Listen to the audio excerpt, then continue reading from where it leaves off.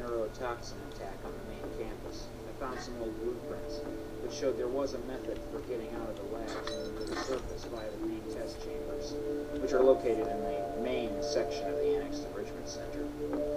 Needless to say, I bolted.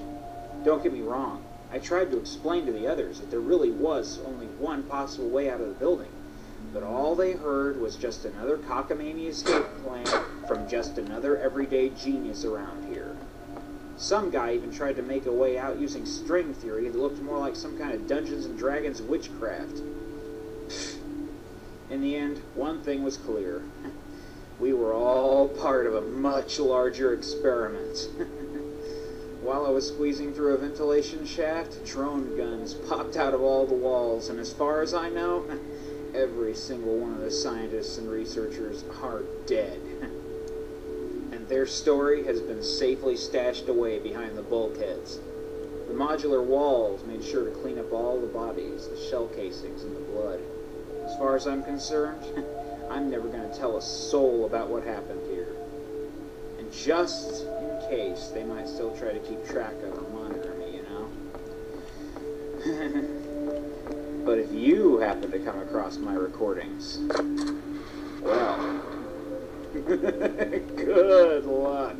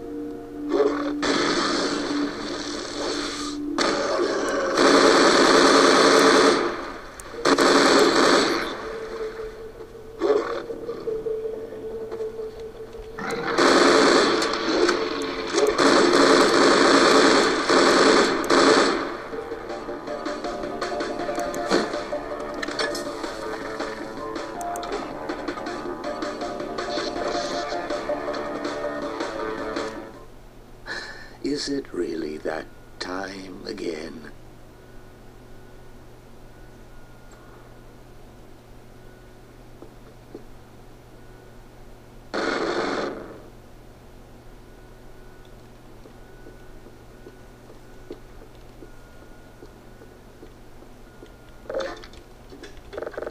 What's wrong with it?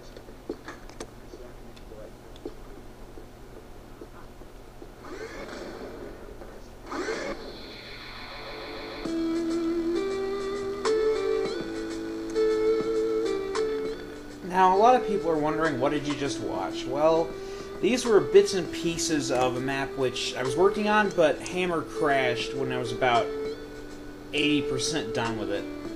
I've been playing a lot of BioShock recently, so I had this idea of making a series of maps where it was going to be called Hetzchase, first off, and the idea was you were going to play through, like, I think 2 maps at most, and then that was going to lead to a finale on Zen, and you were going to fight off a bunch of bugs with varied weapons hidden about the place. So I think I gave away the Zen map once to a friend. He filmed it on YouTube. So a lot of people have found Hetzchase and have asked me if I was responsible for it. So yes, that's absolutely right.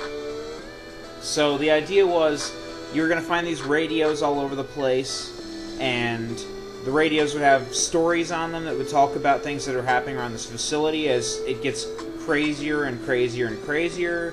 I know it's not just BioShock, but System Shock 2 as well. It had systems like that. Anyway, the point is, you had a lot of fun, a lot of crazy stuff going on, and because it ported stuff from Half-Life 1 source, it might have been a little iffy to put up on FPS Banana, but I mean, I was really happy with how it was testing, and I'm so sorry that I ended up losing the file, because that bit where you saw me frying the zombies with a light, we were going to say that there were going to be these light-sensitive zombies you had to destroy at one point using a projector.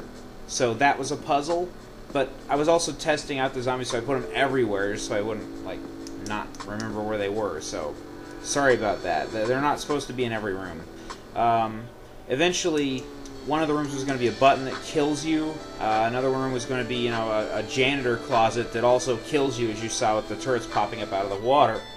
And that room was also cool because it had non-flat walls that you could still put portals on, because I was very careful about how to, like, use invisible brushes.